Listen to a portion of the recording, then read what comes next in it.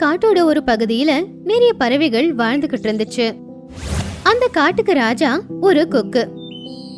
காட்டுல இருக்கிற எல்லாருமே அந்த கொக்கு ரொம்பவே மதிச்சுக்கிட்டு இருந்தாங்க. அந்த கொக்கு ஆணையிட்டபடி நடந்துகிட்டு இருந்தாங்க. எல்லாரும் கொக்கு மேல வச்சிருக்கிற பாசத்தை பார்த்து கோல்டி கழுகு ரொம்பவும் பொறாமப்பட்டுக்கிட்டு இருந்துச்சு. நம்ம காட்டில் இருக்கிற எல்லா பறவைங்க ஒன்றா நம்பர் முட்டாளுங்க. நீ என்ன சொல்ற கோல்டி? அப்புறம் என்ன சொல்லட்டும், நீங்கள் போய் ஒரு கொக்கை ராஜாவாக ஆக்கி வச்சிருக்கீங்க. ஒல்லியான உடம்பு, நீளம் மூஞ்சி, உயரத்தில் பறக்கவும் முடியாது, வேற விலங்குகிட்ட சண்டை கூட போட முடியாது. இந்த பக்கம் நான் எவ்வளோ ஃபாஸ்ட்டாக பறப்பேன், அதெல்லாம் சொல்லி ஆகணுமா சொல்லு. பறவைங்களுக்கு கஷ்டம்னு வந்துச்சுன்னா நான் எப்படியாச்சும் என்னோட சக்தியால் நான் இந்த காட்டை காப்பாற்றுவேன். சக்திசாலியா இருக்கிறது மட்டும் நல்லதில்ல. எங்க கொக்கு ராஜா நியாயம், தர்மம், நல்லது, கெட்டது, கருணை எல்லாம் மனசு, அது மட்டும் இல்லாம ரொம்ப புத்திசாலியும் கூட. அதெல்லாம் உன்கிட்ட இல்லவே இல்லை. பார்த்துக்கிட்டே இரு, நேரம் வரும்போது நான் யாருன்னு காட்டுறேன். அந்த கொக்கோட நான் தான் ராஜாவுக்கு தகுதியானவன்னு காட்டுறேன். ஒரு நாள் சாயந்தர நேரம் மிங்கு டீனோ 2 பறவைகளும் ஆத்துல தண்ணி குடிச்சுக்கிட்டு இருந்துச்சுங்க. அப்போ யாரோ ஒரு பெரிய கல்லை தூக்கி அந்த குளத்துல போட்டாங்க. அப்போ தண்ணி எகிரி வந்து மிங்குவோட முகத்துல பட்டுச்சு. அட, என்ன ஆச்சு? மிங்குவோட கண்ணுக்குள்ள தண்ணி போயிடுச்சு. பாவம், அதுக்கு எதுவுமே தெரியல. அதுக்கப்புறம் அது 4 அடி பின்னாடி நடந்து போய் முகத்துல இருக்கிற தண்ணி எல்லாத்தையுமே உதறி தள்ளிட்டு அவன் கண் திறந்து பக்கத்துல பார்த்தப்ப அங்க அவன் தனியா நின்னுக்கிட்டு இருந்தான். அட, இந்த டீனு எங்க போனா? அப்பதான் தரையில ஒரு பேப்பர் இருந்தத அவன் பார்த்தான். அவனுக்கு படிக்க வராது. அதனால அவன் அந்த லெட்டரை எடுத்துக்கிட்டு கொக்கு ராஜா கிட்ட கொண்டு போய் கொடுத்தான். உன்னோட பொண்டாட்டி டீனோ எங்கிட்ட தான் இருக்கா. இப்போ நான் அவளை கொல்ல போகிறேன். உன்கிட்ட நாளைக்கு வரைக்கும் நேரம் இருக்கு. என்கிட்ட சண்டை போட்டு உன் பொண்டாட்டியை காப்பாற்றிக்கோ, இல்லைனா இவனை கொன்று நான் சாப்பிட்ருவேன். காலு நரி. கொக்கு ராஜா, டீனுவை நான் எப்படி காப்பாத்துவேன்? நீங்க ஏதாச்சும் பண்ணியாகணும். கொக்கு ராஜா சொல்றதுக்கு முன்னாடியே கோல்டி இப்படி சொல்லுச்சு. நீ கவலைப்படாத, நான் இருக்கும்போது டீனுவை ஒன்றுமே பண்ண முடியாது. நான் டீனுவை நல்லபடியாக கூட்டிகிட்டு வந்துடுறேன்.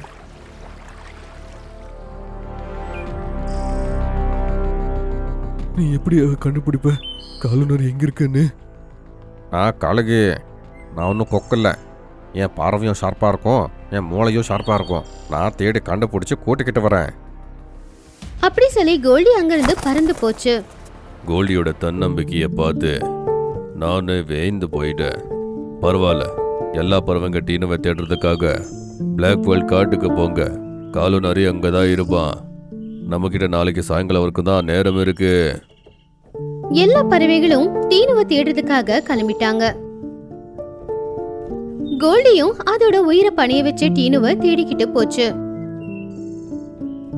டீனு ஒரு கூண்டுல அடப்பட்டு இருந்தா. அவளுக்கு முன்னாடியே கருப்பு நரி படுத்துக்கிட்டு இருந்துச்சு. என்ன டீனு, உன் காட்டுல இருந்து உன்னை காப்பாத்த யாருமே வரவே இல்லை. உங்க காட்டோட கொக்கு ராஜாவுக்கு ஒண்ணுமே பண்ண முடியாதா என்ன? துஷ்ட நரியே, என்ன மாதிரி பலவீனமான பறவையை பிடிச்சுக்கிட்டு வர்றதுல உனக்கு அப்படி என்ன கிடைக்க போகுது? அப்பதான் கோல்டி அங்க வந்துச்சு. நரியோட தலையில அது தாக்க ஆரம்பிச்சுது. அட, அது யாரு? துஷ்ட நிறைய டீனுவை வெற்று, இல்லைனா உன்னை என்ன பண்ணுவேன்னு எனக்கே தெரியாது. ஒரு கழுகா இருந்து நிறைய பயமுத்துற நீ. நல்ல ஜோக்கு. அப்படி சொன்னதும் கோல்டி அதோட கொக்கால அந்த நரிய தாக்க ஆரம்பிச்சுது. அதோட கொக்கால தாக்கி தாக்கி நரிய ரொம்பவும் காயப்படுத்துச்சு. ஏம்மா, ஐயோ காப்பாத்துங்க, இந்த கோல்டி கழுகு ரொம்ப ஆபத்தானது. ஓடடா, ஓடு ஓடு ஓடு. நரி அங்கிருந்து ஓடி போயிடுச்சு. அதுக்கப்புறமா கோல்டி டீனுவை கூண்டுல இருந்து வெளியில கூட்டிட்டு வந்துச்சு. இன்னொரு பக்கம் கொக்கு ராஜா ரொம்பவும் கவலையில இருந்துச்சு. எல்லா பறவைங்களும் காடு முழுக்க தேடிட்டு திரும்ப அங்க வந்துட்டாங்க. கொக்கு ராஜா, நாங்கள் ஒட்டுமொத்த காட்டையும் தேடிட்டோம். ஆனால் டீனு எங்க இருக்கான்னு தெரியவே இல்லை. டீனுக்கு ஏதாச்சும் ஆச்சுன்னா நம்மளை யாராலையும் மன்னிக்கவே முடியாத மாதிரி ஆயிடும். அப்போ கோல்டி டீனுவை கூட்டிக்கிட்டு அங்க வந்துச்சு. கோல்டு இருக்கும்போது காட்டு பறவைங்களுக்கு எந்த மாதிரி ஆபத்து வரவே வராது.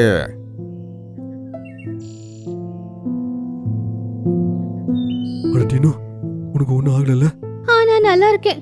கோல்டி அண்ணா மட்டும் சரியான நேரத்துக்கு வரலனா நான் என்ன ஆயிருப்பேன்னு எனக்கே தெரியல. கோல்டி கழுகு, நிஜமா நீதான் ராஜாவாக்குறதுக்கு தகுதியானவன். கொக்கு ராஜா நம்பிக்கை இல்லாத மாதிரி பண்ணிட்டாங்க. அத கேட்டு கொக்கு ராஜா ரொம்பவும் கவலைப்பட்டுச்சு. ஆனா மத்த பறவைங்களும் வாயை மூடிக்கிட்டு இருக்கிறதுனால ஒருவேளை அவங்களுக்கும் இதுதான் விருப்பமா அப்படின்னு அதுக்கு தோணுச்சு. சரி, நான் ராஜாவாகிறதுக்கு தகுதியானவ இல்லைன்னு சொல்றீங்க. நானே இந்த சிம்மாசனத்தை விட்டு கொடுக்குறேன்.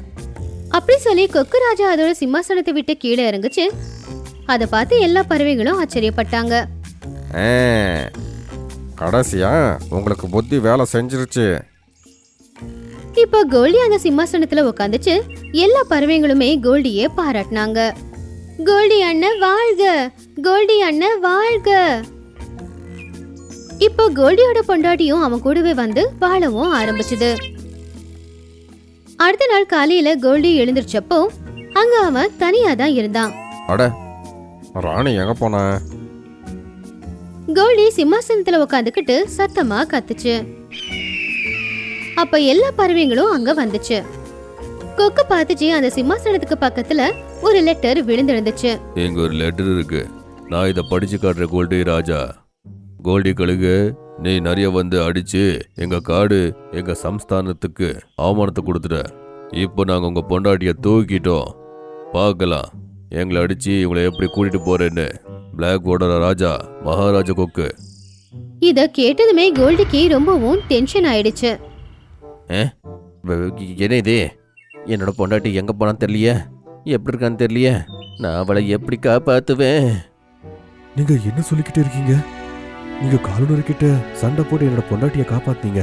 இப்படி இருக்கும்போது எதுக்கு பயப்படுறீங்க? அது என்ன இல்லை, போதும் போதும், நான் இனிமே இந்த நாடகத்தை ஆட முடியாது. அப்படி கத்திக்கிட்டே கோல்டி சிம்மாசனத்தை விட்டு இறங்குச்சு. அது அப்படி பண்றத பார்த்து எல்லா பறவைகளும் ஆச்சரியப்பட்டாங்க. நீங்க இப்படி எதுக்கு உளறிக்கிட்டே கத்திக்கிட்டே இருக்கீங்க? என்ன ராஜான்னு சொல்லாதீங்க. இந்த சிம்ஹாசனத்துக்கு நான் தகுதி இல்லை. காலு என்னோட நண்பன்.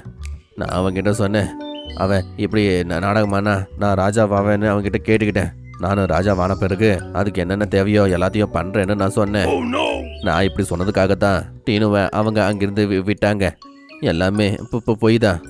இது எல்லாமே மகாராஜாவுக்கு தெரிஞ்சிச்சுன்னா என்கிட்ட சண்டை போடுறதுக்கு என் பொண்டாட்டிய தூக்கிட்டு போயிட்டேன். அதை கேட்டது எல்லா பறவைகளும் கோவமா அவனை முறைக்க ஆரம்பிச்சுதுங்க. உனக்கெல்லாம் கண்டிப்பா இப்படிதான் ஆகணும். ஆமா, போ ராஜா கிட்ட போய் சண்டை போடு. அவனை அடிச்சு உன் பொண்டாட்டிய நீ காப்பாத்திக்க போ. ஆமா, உங்களுக்கு எப்படிதான் கண்டிப்பா ஆகணும். இவங்க ஒட்டுமொத்த பறவைகளையும் முட்டாளாக்கி வச்சுட்டாங்களே. கவலைப்படாத, நான் இந்த காட்டோட ராஜாவா இல்லைன்னாலும் நான் உனக்கு கண்டிப்பா உதவி பண்றேன். வா என் கூட. கொக்கு கழுகோட சேர்ந்து பிளாக் வேர்ல்ட் காட்டுக்கு போச்சு. கோல்டியோட பொண்டாட்டிய அங்க கட்டி போட்டிருந்தாங்க. ராஜா நரி அங்கதான் படுத்திருந்துச்சு. நீ வந்துட்டியா கோல்டி? உன் பொண்டாட்டிய நீயே காப்பாத்திக்கோ.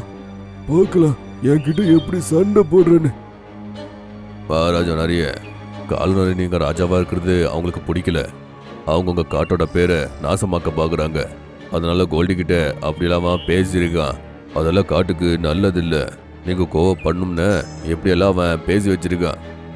நான் அந்த காலுவை சும்மாவே விட மாட்டேன். அப்படி சொல்லி அந்த நரி கருப்பு நரிய தேடிக்கிட்டு போச்சு. அப்போ கொக்கு வந்து உடனே கோல்டியோட பொண்டாட்டிய காப்பாத்துச்சு. அதுக்கப்புறம் அவங்க 3 பேரும் அவங்க காட்டுக்கு போயிட்டாங்க. கொக்கு ராஜா, நீங்க எங்களை மன்னிச்சிடுங்க. நீங்க தான் எங்களுக்கு ராஜாவா இருக்கணும். அத கேட்டு கொக்கு மறுபடியும் சிம்மாசனத்துல போய் உக்காந்துச்சு. எல்லாருமே ராஜா வாழ்க வாழ்க அப்படின்னு சொன்னாங்க.